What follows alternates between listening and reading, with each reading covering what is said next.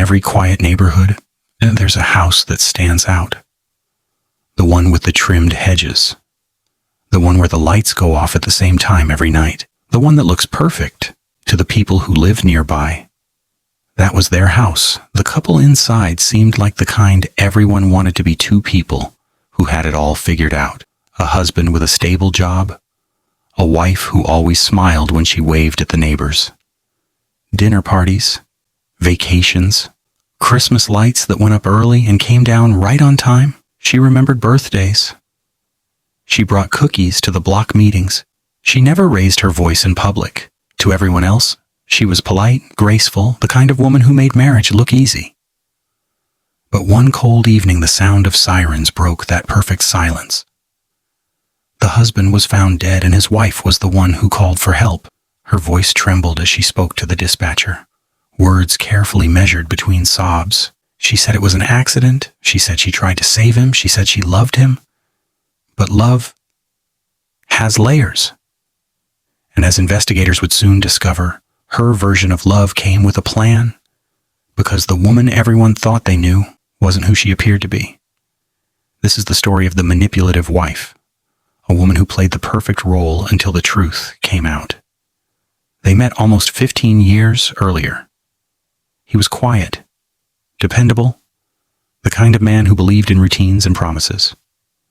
She was the opposite, magnetic, expressive, the kind of woman who could command a room without raising her voice. Friends would say he looked at her like she was his entire world, and she acted like he was hers, at least in public. The wedding photos captured the smiles, the vows, the tears of joy, but what they didn't capture was the shift that began almost immediately after. The subtle changes, decisions that were no longer shared, small moments of control masked as care. She picked his clothes. She answered his phone. She spoke for him at family dinners, finishing his sentences before he could. And when someone noticed, she'd laugh a charming laugh and say, "Oh, he doesn't mind. He likes it when I handle things." It was easy to believe her, because she made it easy. In their quiet suburban home, everything looked beautiful from the outside. A manicured lawn, coordinated curtains, social media posts that told the story of two people deeply in love. But friends began to notice small things. His smile looked tighter. His words became fewer. And every time he mentioned work or money, she would change the subject fast. Still, no one questioned it. Because that's the power of appearances. Perfection hides cracks well. And she knew exactly how to hide them. For years, she managed to control the narrative. But all it takes is one night, one phone call, one mistake. That night would come soon, and when it did, every lie she ever told would start to collapse one layer at a time. Perfect. In every long marriage, there are disagreements, the quiet tension of two lives learning to share the same space. But in their home, disagreements weren't resolved.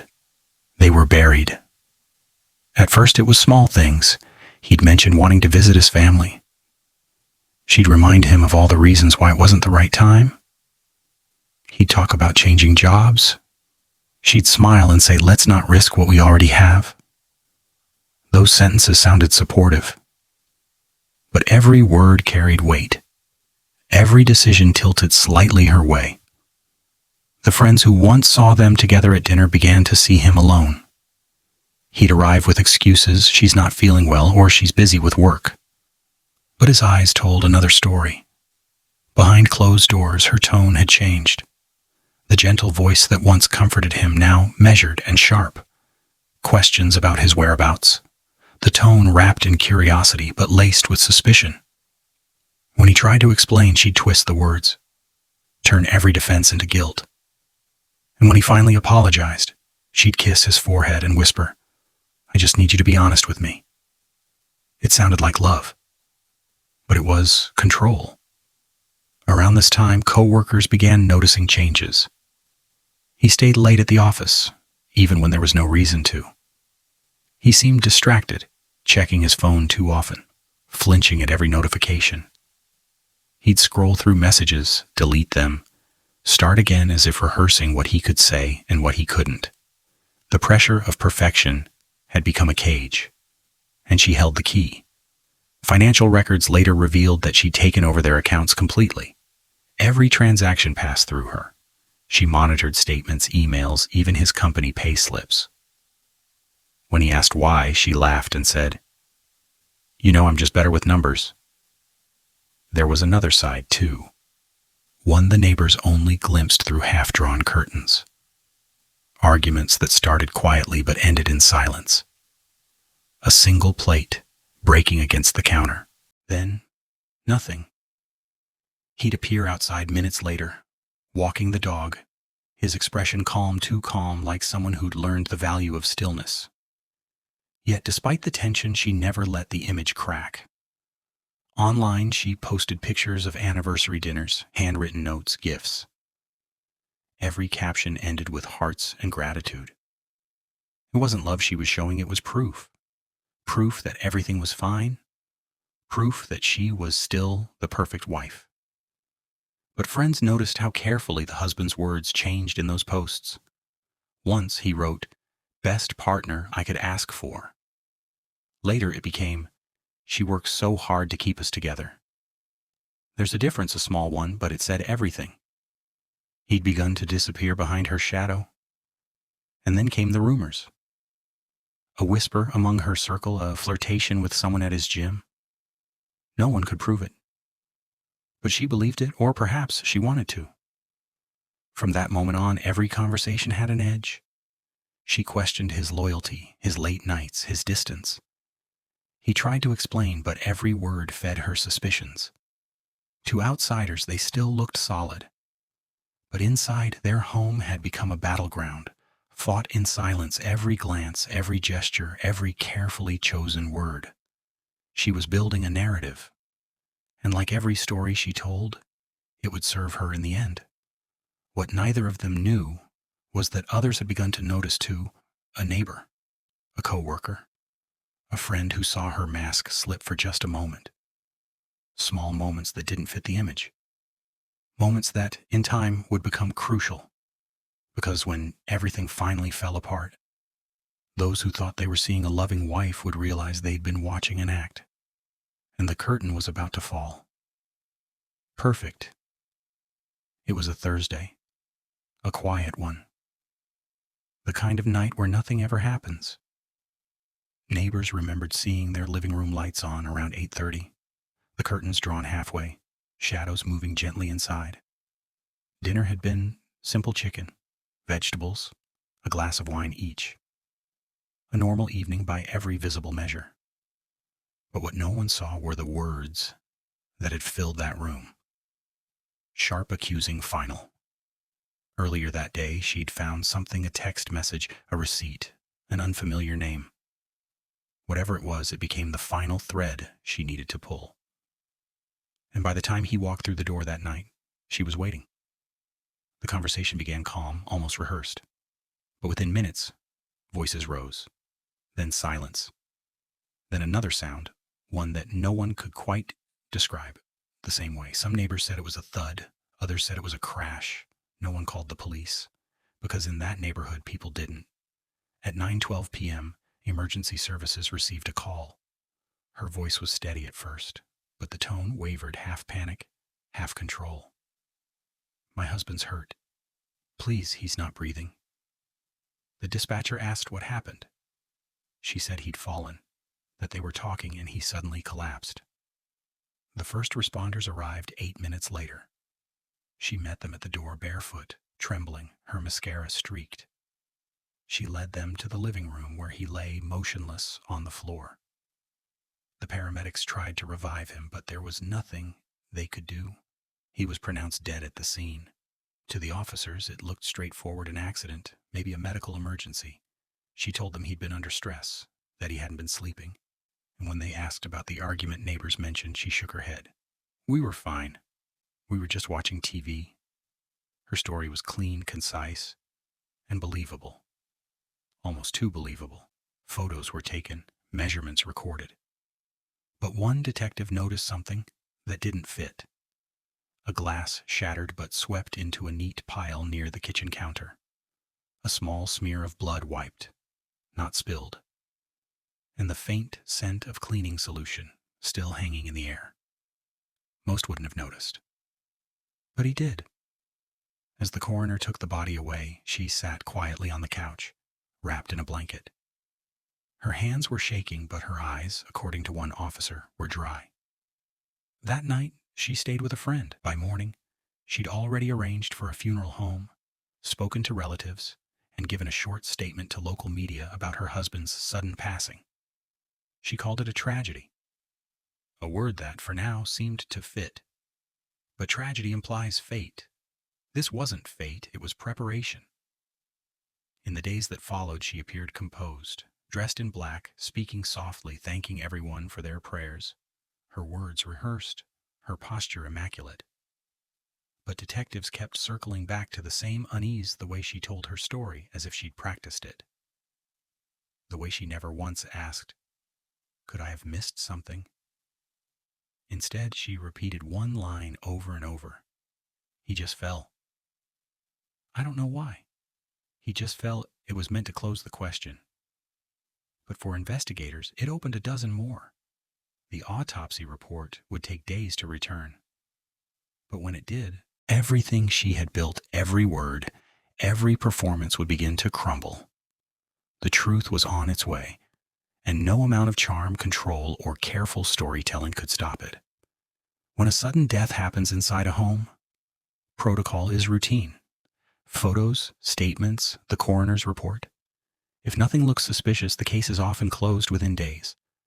But this one didn't close. The preliminary autopsy arrived 3 days later. Cause of death: blunt force trauma to the head. But the pathologist noted something unusual. The pattern of injury didn't match a simple fall. The angle, the depth, the lack of secondary bruising, it was too clean. The lead investigator, Detective Harris, requested another pass at the scene. He'd been doing this for nearly 20 years, and something about her composure that night had stayed with him. She cried, yes, but not the way grief sounds. Her pauses seemed timed, her tone rehearsed. When officers returned to the house, they found it spotless. Too spotless. The carpet where her husband had collapsed was freshly cleaned, the furniture slightly rearranged, even the kitchen counter stripped of the clutter every home naturally carries. It looked less like a home in mourning and more like a stage reset between acts. Meanwhile, investigators began pulling digital records, text messages, bank transactions, browsing history. Each small window opened into the private life of the perfect couple. Within days, the cracks widened. On the morning of his death, her phone showed multiple searches: head injuries and unconsciousness. How long before paramedics arrive? Life insurance policy claimed time frame. The timestamps were chilling, all between 1 p.m. and 3 p.m., hours before the 911 call. When questioned, she brushed it off, said she'd been researching something for a friend, said it had nothing to do with what happened that night. But the more she explained, the less sense it made. Detectives also discovered she'd recently updated her husband's life insurance policy, doubling the payout amount. The request was made 6 weeks before his death, and the signature was his, but not quite. Forensic handwriting analysts couldn't prove forgery yet, but the differences were striking. She claimed he'd signed while half asleep. "He trusted me with all that stuff," she said. It was true. He had. The deeper investigators went, the clearer it became. Her life was built on control. Finances, passwords, correspondence, all filtered through her. She was the gatekeeper of their story, but stories once written leave traces. Detectives traced phone calls to a man listed in her contacts only as D. At first, she said he was a client, then a friend. Later, she admitted they'd talked more than they should have, and that relationship, or the idea of it, painted a different picture. Not the grieving widow, But a woman cornered by her own desires, her own lies, and perhaps her own plan? Still, suspicion isn't proof, and without proof, there's no arrest. So the detectives waited, listened, watched, every move she made, every call, every text, quietly documented, and then something happened they didn't expect. She called them. 3 weeks after the funeral, she walked into the station dressed neatly, carrying a folder of documents. She said she wanted to clear things up. She smiled. She thanked them for their hard work, and when she sat down, she handed over what she claimed was evidence of her husband's mental state. Emails, notes, journal entries, all suggesting he'd been depressed, that he'd been unstable. But there was one problem. The metadata, the digital fingerprint of the documents, showed they'd all been created the day before. The mask was slipping. And this time, detectives didn't look away. They just let her keep talking. And with every word, she dug herself deeper. The investigation was no longer about what happened that night. It was about why. And soon they'd find their answer, hidden not in the house, not in the emails, but in something far more personal. Her own handwriting. There's a moment in every investigation where things start to connect. The random details, the contradictions, the subtle movements, they stop being noise and start forming a pattern. For the detectives, that moment came on a gray Monday morning, nearly a month after the husband's death. A lab report landed on the desk of Detective Harris. It was from the handwriting expert. The note she'd provided, the one she said her husband wrote before his death, wasn't his. The loops, the pressure, the tilt, all wrong. It was hers. That discovery changed everything. What had once been a sympathetic case of a widow's loss was now officially a homicide investigation. Search warrants were approved. Her phone, laptop, and tablet were seized. Forensic teams combed through every message, every deleted file, every photo. Among the recovered data was a series of drafts, unsent emails addressed to D, the man she'd denied being involved with. One message, never sent but auto-saved, read, "I just need him gone. Once this is over, we'll be free."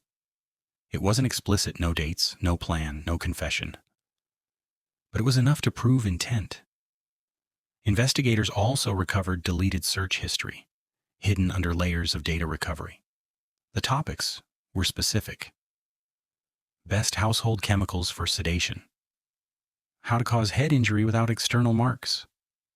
How to fake a suicide note. It wasn't one search, it was dozens, over months.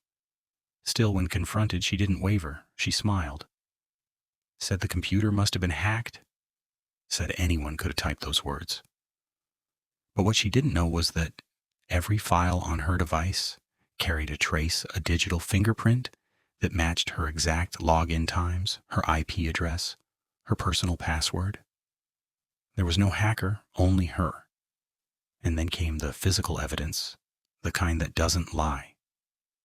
The rug beneath the living room floor had been replaced after the night of her husband's death. The original, discarded in a nearby dumpster, still carried microscopic blood traces. Forensic testing revealed 2 separate impact points, both consistent with blunt force trauma. Neither aligned with the accidental fall she described. She hadn't been reacting that night. She'd been performing. As the picture came together, the detectives reconstructed the timeline. They realized she'd staged everything: the dinner, the argument, the fall, the phone call, every gesture, every tear perfectly timed to match the image of a grieving wife. But what she didn't account for was the quiet persistence of truth, the kind that doesn't care for the performance. In the following weeks, her behavior began to shift.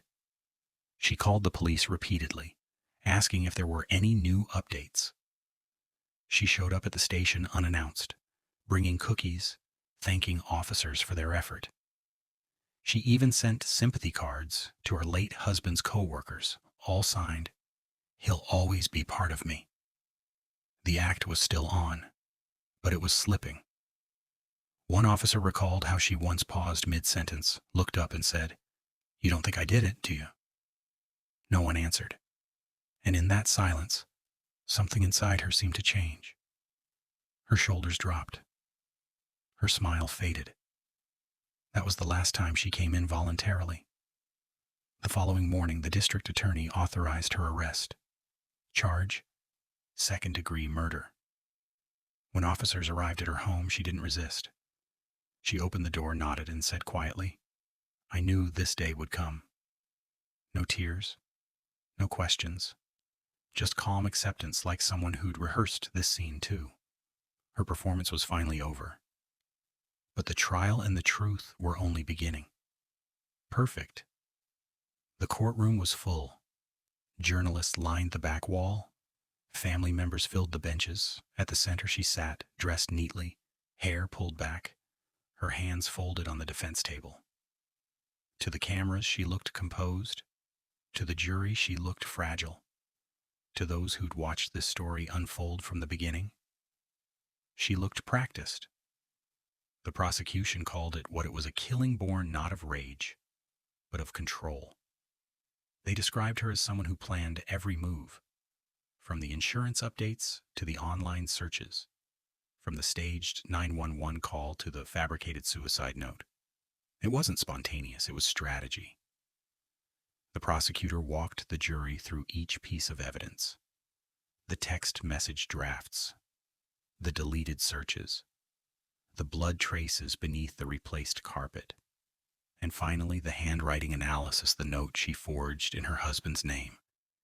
Each detail landed like a pin drop in a silent room. The defense, in contrast, painted a very different picture.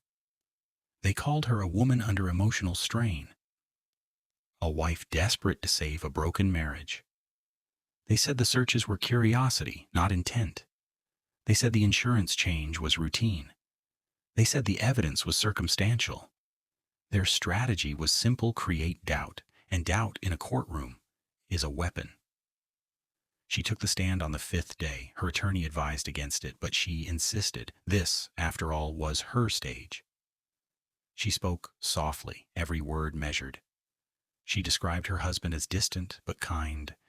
She spoke about fear, about wanting to fix things. And when the prosecutor asked if she killed him, she shook her head slowly, eyes glistening with carefully timed tears. "I loved him," she said. "I would never hurt him." It was convincing. For a moment, even the courtroom seemed to lean in. But then came the cross-examination.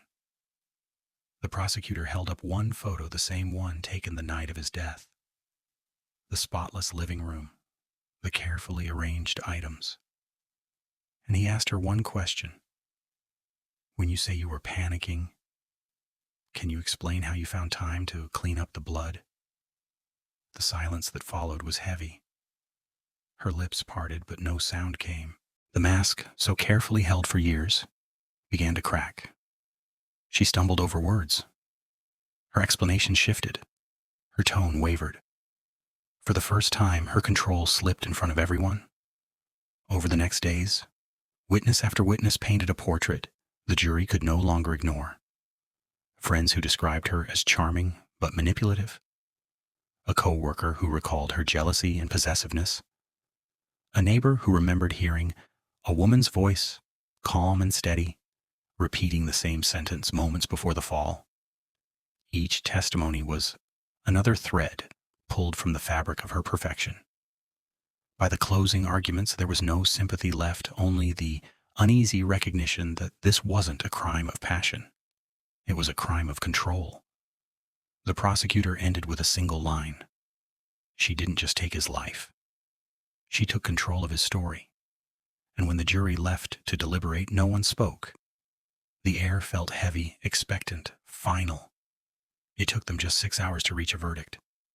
When the foreman stood, every eye turned toward her. He read the words slowly, clearly, without emotion. "We, the jury, find the defendant guilty." She didn't cry, didn't shout, didn't beg.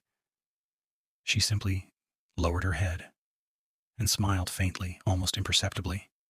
a smile that said she still believed she had control, even now. When the verdict was read, time seemed to stop.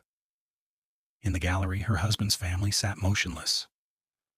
For months they'd waited, prayed, replayed every memory, trying to make sense of what she'd done. Now there was no mystery left, only the weight of truth. She was sentenced to 25 years to life. The judge called her actions cold, deliberate, and calculated. Even as the bailiff guided her away, she never broke character. No tears, no apology. Just that faint, knowing smile, as if the story was ending exactly the way she expected. Outside the courthouse, cameras waited. Reporters shouted questions. "Do you have any remorse? Why did you do it?" She said nothing. She simply turned her face away, hair perfectly arranged, and stepped into the waiting transport van. Inside the courtroom, her husband's sister whispered, she always had to have the last word. And in a way, she did. In the weeks that followed, the story made headlines across the country. Perfect marriage turns deadly. Manipulative wife convicted. Every headline echoed the same question. How could someone who seemed so loving, so careful, so composed, commit something so deliberate? Psychologists called it a textbook case of control and narcissism. Friends called it betrayal. The detective who led the case called it the quietest form of evil, not loud, not impulsive, but patient, calculated, executed behind a mask of tenderness. In prison, she adapted quickly, took classes, joined a book club. She became once again what she always had been: composed, pleasant, cooperative. To the guards, she was polite. To fellow inmates, distant but kind. But beneath that calm, the same pattern remained. Everything about her was curated, every word chosen carefully, every gesture part of the performance. Her husband's family never visited. They buried him beside his parents, away from the town where they had lived together. The headstone was simple, just his name, his birth and death dates, and one short line. He trusted too easily. Over time, the story faded from the news cycle. The house was sold. The neighbors moved away. Only fragments remained: police photos and archives, a few yellowed newspaper clippings, and the memories of those who once called them friends. But every now and then people still talk about her. The woman who smiled through everything.